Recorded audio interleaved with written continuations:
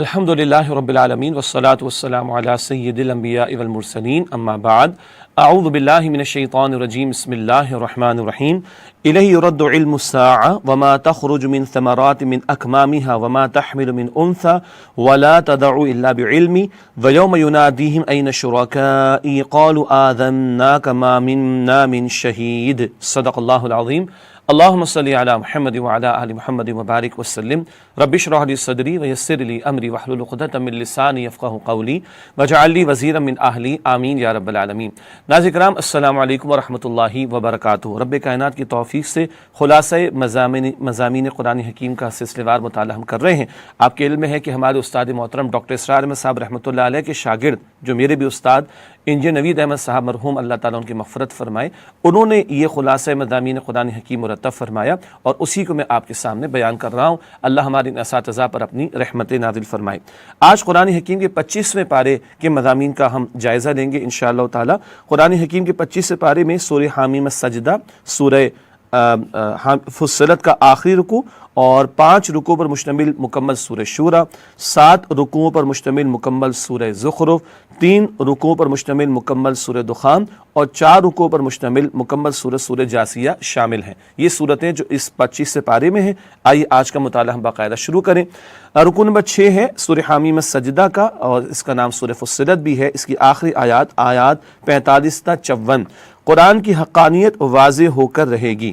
بتایا گیا کہ قیامت کا علم تو اللہ تعالیٰ ہی کے پاس ہے۔ اللہ سبحانہ وتعالیٰ ہی ہے کہ جس نے اس کائنات کی ہر شے کو بنایا۔ کسی خوشے سے کیا پھل نکلے گا، کیسا نکلے گا، اللہ جانتا ہے۔ کسی مادہ کسی فیمیل کے بطن میں کیا ہے، اللہ سبحانہ وتعالیٰ جانتا ہے۔ لیکن مشرکین مکہ جن جھوٹے معبودوں کو پکارتے ہیں وہ کوئی اختیار نہیں رکھتے۔ بتایا گیا کہ اکثر لوگ نعمتیں ملنے پر اتراتے ہیں اور تکلیف آنے پر مایوس اور نا امید ہو جاتے ہیں۔ یہ ان لوگوں کا طرز عمل ہوتا ہے جو صاحب ایمان نہ ہوں۔ اللہ تعالی ہمیں اپنی نعمتوں پر شکر اور اگر مصائب آ جائیں تو ان پر صبر کرنے کی توفیق عطا فرمائے۔ بتایا گیا ان قریب اس کائنات میں اللہ سبحانہ وتعالی اپنی نشانیاں دکھائے گا اور حق واضح ہوگا کہ یہ قرآن حکیم برحق کلام ہے اللہ سبحانہ وتعالی کی طرف سے۔ اس کے بعد سورۃ الشورى کا آغاز ہوتا ہے۔ غلبہ دین کے لیے جد و جہد کرنے کا بیان، توحید کا ایک اور عملی تقاضا کہ اللہ کے دین کی طرف دعوت دی جائے۔ یہ سورہ فصلت میں ہم نے سمجھا، سورہ حامیم السجدہ میں اب بتایا جا رہا ہے کہ اللہ کے دین کو غالب کرنے کی بھی جد و جہد کی جائے۔ سورہ شورى کا پہلا رکوع ہے، آیات 1 تا 9۔ شرک پر آسمانوں کا غیظ و غضب، مراد یہ ہے کہ اللہ تعالیٰ سبحانہ وتعالیٰ کے ساتھ جو لوگ شریک کر رہے ہیں، لوگوں کو جھوٹے معبود اختیار کر رہے ہیں، قریب ہے کہ غضب سے یہ آسمان پھٹ پڑیں۔ اس کا تذکرہ اللہ سبحانہ وتعالیٰ نے اس مقام پر کیا ہے۔ البتہ فرشتے دعائیں کر رہے ہوتے ہیں جس کی وجہ سے یہ غضب کا معاملہ نہیں ہوتا، ورنہ کب کے زمین والے ہلاک کر دیے جائیں۔ بتایا گیا کہ مشرکین اللہ تعالیٰ کی نگاہوں کے سامنے ہیں اور عنقریب وہ اپنے کیے کی سزا پائیں گے۔ اللہ کے پیارے نبی علیہ السلام کو تعلیم کہ آپ اہل مکہ اور اطراف میں بسنے والوں تک اللہ کے پیغام کو پہنچا دیں، اور اطراف میں تو پورا عالم آ جائے گا اور آپ کی رسالت تمام انسانیت کے لیے ہے۔ دعوت قبول کرنے والے جنت میں، مراد دعوت حق قبول کرنے والے، اور اس کا انکار کرنے والے ظالم دہکتی ہوئی آگ میں ہوں گے۔ دوسرا رکوع ہے سورہ شورى کا، آیات 10 تا 19۔ اقامت دین کا حکم، یعنی دین کو قائم کرنا، یہ جد و جہد امت مسلمہ کے کاندھوں پر ہے۔ بتایا گیا کہ حاکم تو اللہ تعالیٰ ہی ہے، جیسے وہ خالق ہے، مالک ہے، رازق ہے، حاکم بھی وہ ہے۔ اپنے معاملات میں فیصلے اس کے قبول کرو۔ مسلمانوں کو حکم دیا گیا کہ اللہ کے دین کو قائم کرو۔ تمام جلیل القدر رسولوں کو یہی حکم تھا، نوح علیہ السلام، ابراہیم علیہ السلام، موسیٰ علیہ السلام، عیسیٰ علیہ السلام، اور نبی اکرم علیہ السلام کے ذکر خیر کر کے فرمایا کہ جو ان کو حکم تھا وہ تمہیں بھی حکم دیا گیا، اللہ کے دین کو قائم کرنے کی جد و جہد کرو۔ بتایا گیا کہ اللہ کا عطا کردہ عادلانہ دین یہ مشرکین کو بہت ناگوار گزرتا ہے۔ ایک سیاسی مشرک ہوتے جو اپنی حکمرانی قائم کر کے لوٹ مار کرنا چاہتے ہیں، یہ عدل کا نظام ان کو ہضم نہیں ہوتا۔ اور ایک مذہبی مشرک ہوا کرتے ہیں جو خالق اور مخلوق کے درمیان پردے حائل کر کے اور جھوٹے معبودوں کے تصورات دے کر لوگوں کا مال ہڑپ کرتے اور استحصال کرنے کی کوشش کرتے ہیں۔ تو یہ سیاسی سطح کے، مذہبی سطح کے مشرکین، ان سے عدل کا نظام گوارا نہیں، قبول نہیں۔ اللہ تعالیٰ کہتے نہیں تم عدل کے نظام کو قائم کرنے کی جد و جہد کرو۔ ایمان والوں کو یہ بھی بتایا گیا کہ دیکھو اللہ کے ہاں کوئی عذر قبول نہیں ہوگا کہ ہم اقامت دین کی جد و جہد نہ کر سکے۔ دیکھو تمہارے سامنے وہ لوگ موجود ہیں جو اللہ کے اس عظیم دین کے لیے اور اس عظیم مشن یعنی دین کو قائم کرنے کی جد و جہد کے لیے جان و مال کی قربانیاں پیش کر رہے ہیں۔ جو لوگ اس راستے سے اور اللہ کے اس دین کے اس مشن سے گریز کریں گے، بہرحال ان کے لیے عذاب کی وعید بھی سنائی گئی ہے۔ بتایا گیا کہ اللہ کی کتاب سے پڑھنے پڑھانے کے لیے نہیں دی گئی، اللہ کی کتاب صرف ثواب کے لیے نہیں ہے، ثواب بھی ملتا ہے، یہ ہدایت کی کتاب بھی ہے، البتہ یہ قرآن چاہتا ہے کہ اس کے احکام کا نفاذ کیا جائے۔ کل اللہ پوچھے گا تمہیں کتاب عطا کی، تمہیں دین عطا کیا، تم نے کیا کیا میرے دین کے ساتھ۔ اس کے بعد تیسرا رکوع ہے سورہ شورى کی آیات 20 تا 29، کیا خود ساختہ معبودوں نے کوئی شریعت دی ہے؟ بتایا گیا کہ خود ساختہ معبودوں کی عبادت کرنے والے مفاد پرست ہیں، خود غرض قسم کے لوگ ہیں، ان کے جھوٹے معبود نے کوئی شریعت تو دی نہیں کہ جس پہ عمل کرنے کا معاملہ ہو، جس کے نفاذ کی جد و جہد کرنے کا معاملہ ہو، ٹھنڈے ٹھنڈے آرام سے بیٹھے ہوئے۔ اس کے برعکس مشرکین چاہتے ہیں کہ ان کے معبود دنیا میں بھی ان کی مشکلات آسان کرے اور کل آخرت میں ان کے سیاہ اعمال کو بخشوانے کے لیے اللہ تعالیٰ کی بارگاہ میں شفاعت کرے۔ کرنا کرانا کچھ ہے نہیں، اور یہ جھوٹے معبودوں کا رویہ تصور اختیار کر کے بس عمل سے فرار اختیار کرنے والی بات ہے۔ یہ ظالم اپنی خواہشات کی پیروی میں لگے ہوئے ہیں اور ان کے اعمال کی بدترین سزا ان کو ملے گی۔ البتہ جو سچے مومن ہیں، جنہوں نے شریعت پر عمل کیا، اس کے نفاذ کے لیے قربانیاں دی ہوں گی، اللہ تعالیٰ ایسے باغات ان کو عطا فرمائے گا جنت کے، جہاں ان کی ہر خواہش پوری ہوگی۔ اللہ تعالیٰ دعائیں بھی ان کی قبول فرماتا ہے جو اللہ کی پکار پر لبیک کہہ کر مال و جان کی قربانیاں دیتے ہیں۔ ہم چاہتے ہیں اللہ ہماری سنے، تو ہمیں بھی تو اللہ تعالیٰ کی پکار پر لبیک کہنا چاہیے۔ اس صورت میں ایک ہی پکار ہے، اقیم الدین، دین کو قائم کرنے کی جد و جہد کرو، آیت نمبر 13 میں۔ اس کے بعد چوتھا رکوع ہے سورہ شورى کی آیات 30 تا 33، اقامت دین کے لیے جد و جہد کرنے والوں کے اوصاف۔ اللہ تعالیٰ مجھے اور آپ کو انہی لوگوں میں شامل فرمائے۔ بتایا گیا کہ یہ وہ لوگ ہیں جو دنیا کی عارضی نعمتوں کے مقابلے میں آخرت کی دائمی اور جنت کی ہمیشہ کی زندگی کو ترجیح دیتے، آخرت کے طلبگار ہیں، اپنے اسباب کی قلت سے مایوس نہیں ہوتے اور باطل کی قوت سے مرعوب نہیں ہوتے، مسبب الاسباب اللہ کی ذات پر وہ توکل کرتے ہیں، بڑے بڑے گناہوں کی باتوں سے اور بے حیائی کی باتوں سے اجتناب کرتے ہیں، غصے یا جذبات کی شدت سے کوئی اقدام نہیں کرتے، بلکہ مخالفین کے ساتھ درگزر کا رویہ بھی اختیار کرتے ہیں۔ بتایا گیا کہ رب کے ہر حکم پر لبیک کہتے ہیں اور فرما برداری کی روش اختیار کر کے جان و مال کی بازی لگاتے اس کے کلمے کی سربلندی کے لیے۔ بتایا گیا کہ وہ اللہ سے لو لگانے کے لیے اور مدد کے حصول کے لیے نماز قائم کرتے ہیں، آپس کے معاملات کو باہمی مشوروں سے طے کرتے ہیں۔ مشورے کی تعلیم اللہ اور اس کے رسول نے ہمیں عطا فرمائی۔ بتایا گیا کہ وہ اللہ کی خوشنودی کے لیے اور اپنے نفوس کے تزکیے کے لیے اللہ کی راہ میں اللہ ہی کا دیا ہوا مال خرچ کرتے ہیں، جب ان پر زیادتی ہوتی ہے تو بدلہ بھی لیتے ہیں، البتہ برائی کا بدلہ برائی کے ساتھ نہیں دیتے، اور اگر کوئی ایسا موقع آتا ہے عام انفرادی معاملات کے اندر تو درگزر کا معاملہ بھی اختیار کرتے ہیں۔ انفرادی سطح پر معافی پسندیدہ، لیکن ظالم و جابروں کے ساتھ تو پھر ٹکراؤ بھی ہوگا تاکہ ظلم کا خاتمہ اور عدل کا نفاذ ہو سکے۔ اس کے بعد بتایا گیا رکوع نمبر 5 ہے آیات 44 سے 53، اللہ کی پکار پر لبیک کہو، یہ بتایا جا رہا ہے اس 5ویں رکوع میں۔ اللہ سبحانہ وتعالیٰ کی پکار پر لبیک کہو، اللہ کی پکار قبول کر لو۔ اس صورت میں ایک ہی پکار آئی، اقیم الدین، دین کو قائم کرنے کی جد و جہد کرو۔ بتایا گیا کہ اگر تم نے ایسا نہ کیا اور تم تاخیر کرتے رہے اور موت یا قیامت کا وہ دن آ جائے گا جو ٹلے گا نہیں تو پھر تمہیں حسرت ہوگی۔ آج مہلت سے فائدہ اٹھاؤ، اس روز انسان کے لیے کوئی پناہ گاہ نہیں ہوگی اور نہ اس کا کوئی عذر قبول ہوگا۔ آج مہلت ہے، اللہ مجھے اور آپ کو اس پکار پر لبیک کہنے کی توفیق دے، ہم دین سیکھیں، دین پر عمل کریں، دین کی دعوت کا بھی کام کریں اور دین کو قائم کرنے کی جد و جہد بھی کریں۔ اللہ مجھے آپ کو ہم سب کو اس کی توفیق عطا فرمائے۔ اس کے بعد سورہ زخرف مکی صورتوں کا سلسلہ جاری ہے۔ سورہ زخرف میں توحید کا بیان اور شرک کی مذمت کا موضوع آیا ہے۔ پہلا رکوع ہے آیات 1 تا 15 سورہ زخرف، اللہ تعالیٰ کے احسانات۔ بتایا گیا سرکش قوموں نے ہر دور میں پیغمبروں کا مذاق اڑایا، معاذ اللہ۔ پچھلی قومیں مشرکین مکہ سے وسائل میں بہت بڑھ کر تھیں، لیکن اللہ نے پچھلی قوموں کو تباہ کر دیا۔ اگر مشرکین مکہ توحید پر نہیں آئے اور شرک پر اڑے رہے، مخالفت حق پر جمے رہے، تو اللہ تعالیٰ ان کو بھی ایسے ہی برے انجام سے دوچار کر دے گا۔ اللہ کی کائنات میں اللہ کی نعمتیں ہیں، ان پر غور و فکر کی دعوت دی گئی۔ اللہ تعالیٰ نے زمین کو انسانوں کے لیے بچھونا بنایا تاکہ سہولت سے وہ اس پر آباد ہوں، قدرتی راز سے عطا فرما دیے تاکہ مطلوبہ منزل تک پہنچے۔ آسمان سے اللہ تعالیٰ نے بارش برسائی، پانی سے کیسی کیسی نباتات عطا فرمائی۔ جو اللہ مردہ زمین سے نباتات نکال سکتا ہے وہ تمام انسانوں کو مرنے کے بعد دوبارہ زندگی دینے پر بھی قادر ہے۔ اللہ تعالیٰ نے ہر شے جوڑے کی صورت میں پیدا کی، اور سمندر کی سواری کشتیاں ہیں اور خشکی کی سواری بڑے بڑے جانور ہیں، اور آج اور سواریاں جو اللہ تعالیٰ نے ہمیں عطا فرمائی۔ اس کے بعد اللہ تعالیٰ نے یہاں پر وہ دعا نقل کی جو نبی علیہ السلام نے سواری کی دعا کے طور پر ہمیں سکھائی، سبحان الذی سخر لنا ھذا وما كنا له مقرنین وانا الی رب ربنا لمنقلبون۔ پاک ہے وہ ذات جس نے سواری کو ہمارے تابع کر دیا اور ہم اس پر قابو پانے والے نہیں تھے، لیکن ہمیں اپنے رب کی طرف لوٹ کر جانا ہے۔ تو ایک سفر چھوٹا چھوٹا سا ہمارا دنیا کا ہوتا ہے، ایک بڑا سفر ہے، ہمیں لوٹ کر اللہ تعالیٰ کی طرف جانا ہے۔ اس کی سواری کیا ہے؟ ہدایت کی راہ کو اختیار کرنا، کتاب و سنت کی تعلیم پر عمل کرنا، تاکہ یہ سفر صحیح طرح ہم طے کر کے اپنی منزل مقصود اللہ کی رضا اور جنت کو حاصل کر سکیں۔ اس کے بعد دوسرا رکوع ہے سورہ زخرف کی آیات 16 تا 25۔ اللہ تعالیٰ کا اذن اور ہے، اس کی رضا اور۔ اس مقام پر بتایا گیا کہ مشرکین کہتے ہیں اگر اللہ چاہتا تو ہمیں شرک سے روک دیتا، زبردستی کا معاملہ نہیں، اللہ نے بندوں کو اختیار دیا، جو جس طرف چلنا چاہے گا وہ اللہ تعالیٰ اسی طرف چلا دے گا۔ جو گمراہی کا راستہ اختیار کرتے ہیں اللہ اجازت دے دیتا ہے، مگر اس میں اللہ کی رضا شامل نہیں ہوتی۔ اذن ہے، اجازت ہے، لیکن رضا شامل نہیں۔ اختیار دیے تو جو چاہے سو کرے، اللہ تعالیٰ اسی طرف چلا دے گا۔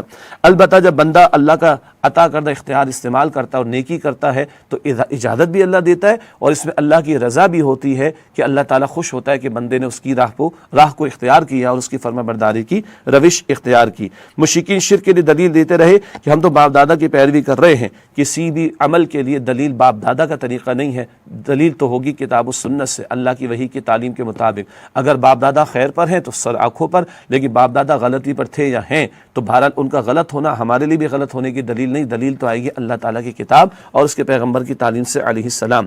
تیسرا رکوع ہے سورہ زخرف کی آیات 26 تا 35۔ اہمیت دولت کی نہیں، پاکیزہ کردار کی ہے۔ یہاں مشرکین کا طنزیہ سوال نقل ہوا کہ قرآن مکہ و طائف کے کسی دولت مند انسان پر کیوں نازل نہیں کیا گیا، اللہ کسی سردار کو رسول بنا دیتا۔ بتایا گیا کہ اللہ کی نگاہوں میں اہمیت دولت کی نہیں ہے بلکہ پاکیزہ کردار کی ہے۔ دولت کی تقسیم تو دنیا کا نظام چلانے کے لیے اللہ تعالیٰ نے فرمائی، کسی کو زیادہ دیا، کسی کو اللہ تعالیٰ نے کم دیا۔ اگر سب لوگ معاشی اعتبار سے ایک جیسے ہو جائیں تو ظاہری بات ہے نظام چل ہی نہیں سکتا۔ البتہ آخرت میں کامیابی دولت سے نہیں بلکہ پاکیزہ کردار سے ملے گی۔ تو اصل اہمیت تو آخرت کی نعمتوں کی ہے، اور اس کے لیے جس کے پاس ایمان اور پاکیزہ کردار کی دولت ہوگی وہی وہاں پر کامیاب ہو سکے گا۔ اللہ تعالیٰ ایسے لوگوں میں ہمیں شامل فرمائے۔ رکوع نمبر 4 ہے سورہ زخرف کی آیات 36 تا 45۔ شیطان کس پر مسلط کیا جاتا ہے؟ یہاں ذکر ہوا وَمَن يَعْشُ عَن ذِكْرِ الرَّحْمَنِ نُقَيِّضْ لَهُ شَيْطَانًا فَهُوَ لَهُ قَرِينٌ۔ جو رحمان کے ذکر اس کی یاد سے ہٹتا ہے، اللہ فرماتا ہے اس پر ہم شیطان کو مسلط کرتے ہیں، اس کا ساتھی بن جاتا ہے۔ تو رحمان کو جو فراموش کر دے، رحمان کی یاد سے ہٹ جائے، تو وہ ہے جو شیطان کے لیے خود راستہ اوپن کر رہا ہے، پھر شیطان اس کا ساتھی بن جاتا ہے۔ جب انسان روز قیامت اپنی غفلت کا انجام دیکھے گا تو انتہائی نادم ہوگا۔ وہ گمراہ کرنے والے شیطان سے دور بھاگنے کی کوشش کرے گا، لیکن اب اسے شیطان کے ہمراہ عذاب کا سامنا کرنا ہوگا۔ شیطان بھی جہنم میں، اس کی پیروی کرنے والے بھی جہنم میں۔ اللہ ہمیں جہنم کی آگ سے محفوظ رکھے۔ رکوع نمبر 5 ہے سورہ زخرف کی آیات 46 تا 56۔ آل فرعون کی بد نصیبی۔ بتایا گیا کہ موسیٰ علیہ السلام کو آل فرعون کی طرف واضح نشانیوں کے ساتھ بھیجا گیا۔ ان بد نصیبوں نے ان معجزات کا معاذ اللہ مذاق اڑایا۔ اللہ تعالیٰ نے ان پر بطور سزا عذاب بھیجے تاکہ وہ اپنے جرائم پر نادم ہو۔ وہ موسیٰ علیہ السلام سے التجا کرتے کہ بس یہ عذاب ہم سے دور ہو جائے، ہم تمہاری بات کو مان لیں گے، لیکن جب عذاب ٹل جاتا تو وہ وعدہ خلافی کرنے لگ جاتے۔ فرعون نے تکبر سے کہا کہ پورے مصر کا بادشاہ تو میں ہوں، موسیٰ کے پاس ہے کیا اختیار میں سے؟ معاذ اللہ، یہ اس سے تکبر کا اظہار کیا۔ اگر یہ واقعی اللہ کا رسول ہوتا تو فرشتے اس کو گھیر لیتے اور سونے کے کنگن اس نے پہنے ہوتے۔ اللہ اکبر کبیرہ۔ وہی مادہ پرستانہ سوچ کے مال و دولت ہے تو کسی کی ویلیو ہے۔ فرعون نے اپنی قوم کی مت مار دی، سرکشی کے آخری حد کو پہنچ گیا۔ اللہ تعالیٰ نے اس کو دریا میں غرق کر دیا۔ رکوع نمبر 6 سورہ زخرف کی آیات 57 تا 67۔ حضرت عیسیٰ علیہ السلام قیامت کی ایک نشانی ہے۔ بتایا گیا کہ مشرکین مکہ حضرت عیسیٰ علیہ السلام سے دشمنی کر رہے ہیں، معاذ اللہ معاذ اللہ معاذ اللہ۔ مشرکین دعویٰ کرتے ہیں کہ ہمارے معبود فرشتے جو عیسائیوں کے معبود عیسیٰ علیہ السلام سے بہتر ہے، معاذ اللہ۔ اللہ تعالیٰ نے بار بار وعدہ فرمایا کہ عیسیٰ علیہ السلام اللہ کے بندے اور اس کے رسول، اور انہوں نے اپنی جو دعوت پیش کی وہ اللہ تعالیٰ ہی کی بندگی کی دعوت تھی۔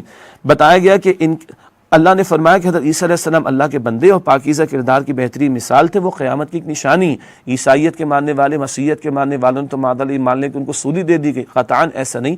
اللہ نے ان کو بلند فرما لیا، قیامت سے قبل ان کا نزول ہوگا، بڑے موضوعات اللہ تعالیٰ نے ان کو عطا فرمائے۔ بنی اسرائیل کو خالص اللہ کی بندگی کی دعوت دی، البتہ کچھ ان کی دعوت پر ایمان لائے اور اکثریت ان کی دعوت حق کی مخالفت کی۔ یہود تو ان کی جان کے دشمن تک ہو گئے تھے، معاذ اللہ۔ روز قیامت مخالفت کرنے والوں کو بدترین عذاب کا سامنا کرنا ہوگا، اور جو گہرے دوست ہوں گے اللہ اکبر دنیا میں، وہ ایک دوسرے کے دشمن ہو جائیں گے۔ تو نے مروا دیا، وہ کہے گا تم نے مروا دیا۔ لیکن جو متقی ہوں گے، تقویٰ کی روش پر ہوں گے، خوف خدا رکھنے والے ہوں گے، ان کا عالم ایسا نہیں ہوگا۔ اللہ ہمیں متقی بندوں میں شامل فرمائے اور تقویٰ کی بنیاد پر آپس میں دوستیاں عطا فرمائے کہ ان کو اللہ تعالیٰ اپنی رحمت کے سائے میں لے لے گا، اور جو دوستیاں محض دنیا کے لیے تھیں وہ ایک دوسرے کے اوپر لعن طعن قیامت کے دن کر رہے ہوں گے۔ رکن نمبر 7 ہے سورہ زخرف کی آیات 68 تا 89، مشرکین مکہ کی محرومی۔ بتایا گیا کہ روز قیامت اللہ کے فرما بردار اپنے اعمال کی بدولت ابدی نعمتیں حاصل کریں گے۔ یہ اللہ کی شان کریم بھی وہ فرمائے گا تمہارے اعمال کے بدلے جنت عطا فرمائی، اصل تو اللہ کے فضل سے ہی ممکن ہوگا، اس کی شان کریمی وہ جو چاہے سو کہہ سکتا ہے۔ اس کے برعکس مجرم اپنے جرائم کی پاداش میں ہمیشہ جہنم کی آگ میں جلیں گے۔ اللہ تعالی ہم سب کو جہنم کے عذاب سے محفوظ رکھے۔ بتایا گیا ان پر سے عذاب ذرا سی دیر کے لیے بھی نہیں ہٹے گا۔ مشرکین مکہ نے معاذ اللہ فرشتوں کو اللہ تعالیٰ کی بیٹیاں قرار دیا۔ بتایا گیا کہ دیکھو اگر بالفرض اللہ کی کوئی اولاد ہوتی تو حضور سے کہلوایا کہ میں سب سے پہلے اس کی عبادت کرتا، اللہ کو اولاد کی کوئی حاجت نہیں، تم کیوں اللہ تعالیٰ کے لیے اولاد کو تجویز کرتے ہو؟ اللہ کی بارگاہ میں کوئی سفارش نہیں کر سکے گا مگر اسی کی اجازت سے۔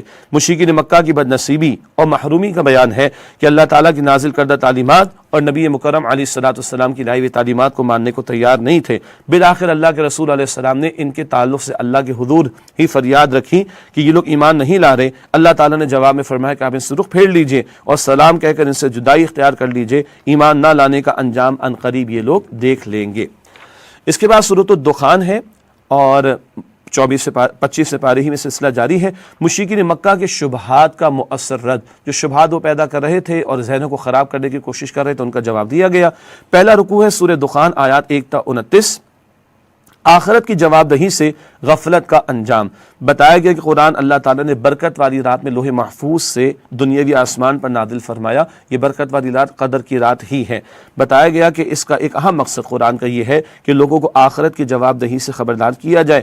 مشرکین مکہ آخرت کی خبر کے بارے میں مذاق اڑانے کا رویہ اختیار کیے بیٹھے، اللہ تعالیٰ نے جھنجھوڑنے کے لیے ان پر قحط کا عذاب مسلط کیا، اور وہ کہنے لگے اگر یہ عذاب ہم سے ہٹا دیا جائے تو ہم ایمان لے آئیں گے۔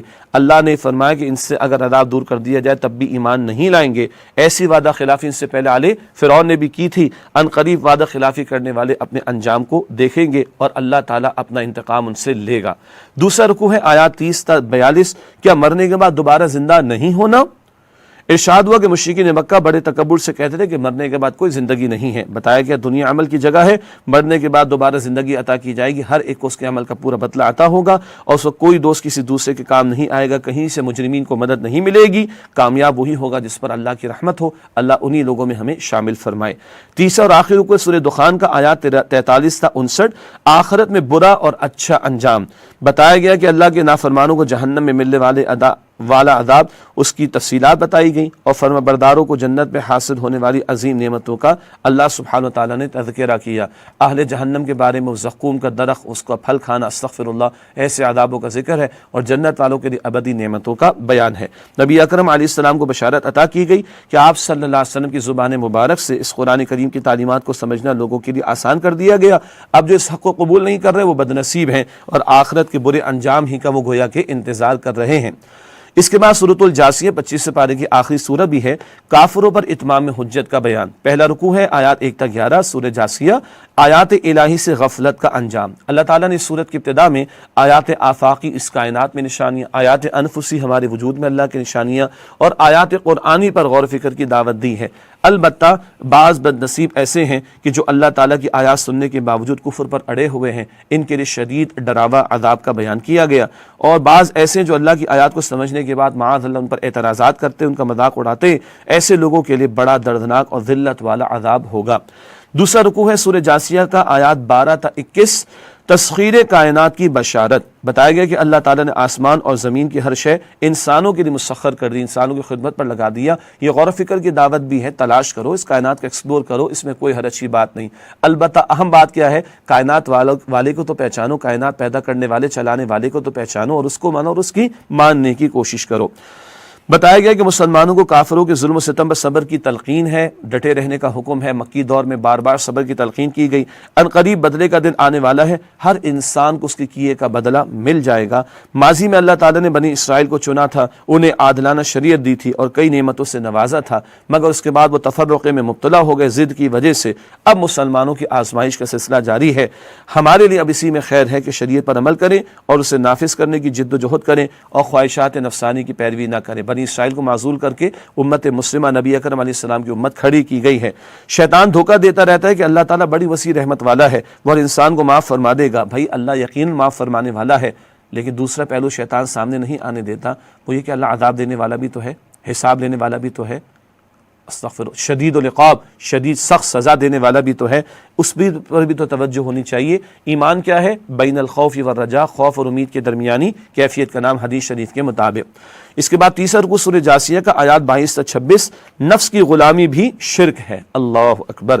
بتایا گیا کہ وہ لوگ مذمت کے لائق ہیں جو اپنی نفسانی خواہشات کی پیروی کرتے ہیں۔ ارأیت من اتخذ الہہ ہواہ، اے نبی علیہ السلام کیا آپ نے شخص کو دیکھا جس نے اپنی خواہش نفس کو اپنا معبود بنا لیا؟ لا الہ الا اللہ، الہ تو اللہ ہے، مگر لوگ اللہ کا حکم چھوڑ کے اگر نفس کی پرستش کر رہے، اللہ کے حکم کے مقابلے میں نفس کی چاہت پر عمل کر رہے ہیں، یہ بھی ایک نوعیت کا شرک ہے۔ اللہ تعالی ہم سب کی حفاظت فرمائے۔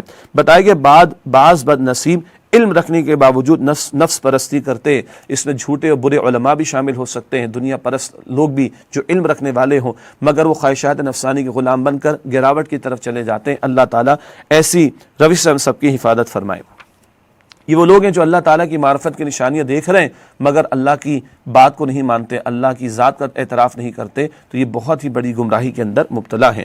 بتایا گیا کہ کچھ لوگ وہ ہیں جو کہتے ہیں دنیا کی زندگی اصل زندگی ہے، ہم خود پیدا ہوئے اور ہم خود مر جائیں گے۔ بتایا گیا کہ نہیں، اللہ نے تمہیں پیدا فرمایا، زندہ رکھا ہے، وہی تمہیں موت دے گا، وہی دوبارہ زندگی عطا کرے گا اور ایک ایک عمل کا تم سے حساب لے گا۔